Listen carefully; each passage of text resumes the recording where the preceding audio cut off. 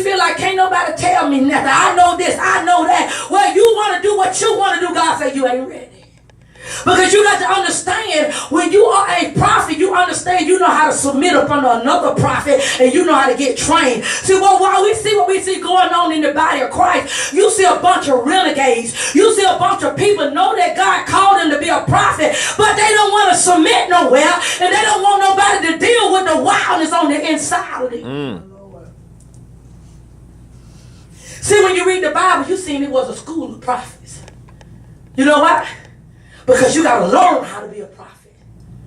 We deal with so many people don't want nobody to teach them nothing. Say that. They don't want nobody to train them. I want to do what God. I hear from God like you do. Well, you know what? If you hear from God like I do, guess what? If I'm in here, what God is telling you, I'm going to say the same thing what you hear. God ain't going to be telling me that we go on a fast, and God telling you don't go on a fast. Because the first thing before he leads you to do anything, he going to first tell you to submit to your leader. Honor. It got to go back to honor. Because see, when Elijah, when he went to Ahab, listen what God told him. Because see, first of all, if we got all these people saying that they got a prophetic code, look what God told them. So when you look at verse 2, he said, then the word of the Lord came to Elijah. You got to understand, God is a spirit. God is not a human being. So Elijah had a prayer life, and God was speaking to him, and God said, leave from here. Turn eastward and hide in the correct ravine east of the Jordan. You will drink from the brook, and I have ordered the ravens to feed you there. Come on here. You doing all this eating, you talking about God gonna call you to be a prophet? No. You mean to tell me God gonna tell me to leave all this good fried chicken? You mean to tell me God gonna tell me to leave this chocolate cake and go over here by a place right here? If they know you ain't gonna be able to do nothing but just drink water, come on here. And all of a sudden I'm gonna have somebody who you don't like, somebody who dirty, somebody to bring you a piece of bread. My Lord. That's what a raven is. I looked at it, the raven was a dirty bird. Think about it. God said because he was teaching him and he was training him a principle to depend on me, that even when I'm training you, God said, I want you to leave for where you at, and I want you to go to a place, and I'm going to have a bird to come, a bird that eats things. I'm going to have this bird to come and bring you something to eat, to bring you bread.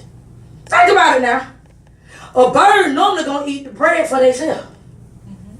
What would make this bird go get some bread and drop it off and give it to you? Only the mind of God could do that. So you got to understand, God was training him and teaching him how to depend on him.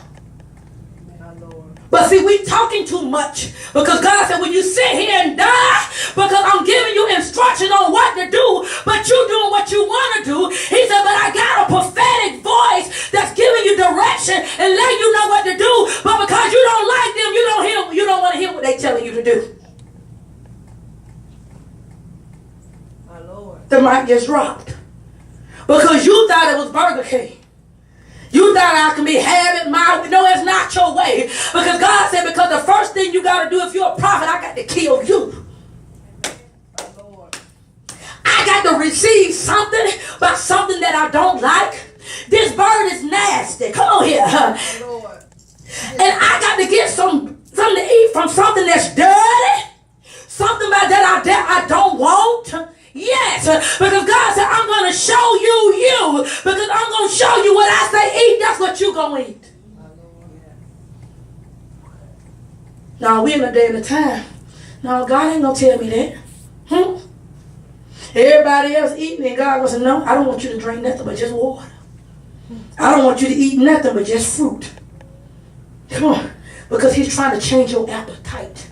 He's trying to change what's in you. Well, you so used to all the delicacy of the world. Well, you just want what's all in the world. And God said, I'm giving you a different diet, Daniel. Come on here. Well, you say, I want to lose weight. I want to be healthy. But God said, I need to change your appetite. I need to change what you desire. Are you going to sit here or are you going to die?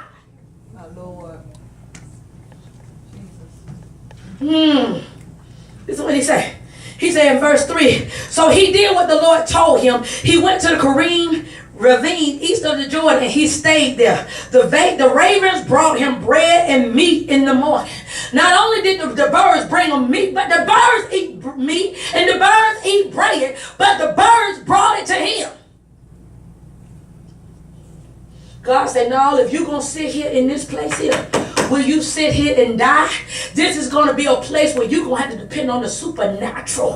This is the place where you're going to have to open up your mouth and have a prayer life. Because situations in your life ain't going to look right. Situations in your life ain't going to look favorable to you. And he said the only way that you're going to make it is when you know how to go in the realm of the spirit. And you got a prayer life.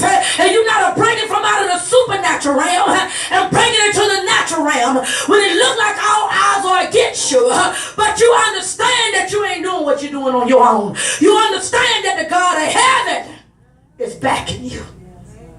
Will you sit here and will you die? Come on here. He said sometime later, the brook dried up. Because you remember the brook dried up because he declared and decreed that it wasn't going to rain no more. Because there had been no rain in the land. Then the word of the Lord came to him. So the thought came to him. Go at once to Zarephath of Sidon and stay there. I have commanded a widow in the place to supply you with food. God said, so see, you don't have no food. You don't have no water. I'm going to send you to go to another place. And I'm going to have a widow, a woman who on her own, come up here, and she going to take care of you. Now in this season, if you're going to be a prophet, you got to understand what God has called that's going to take care of you. It ain't going to look like it in the natural. It's not going to look like it.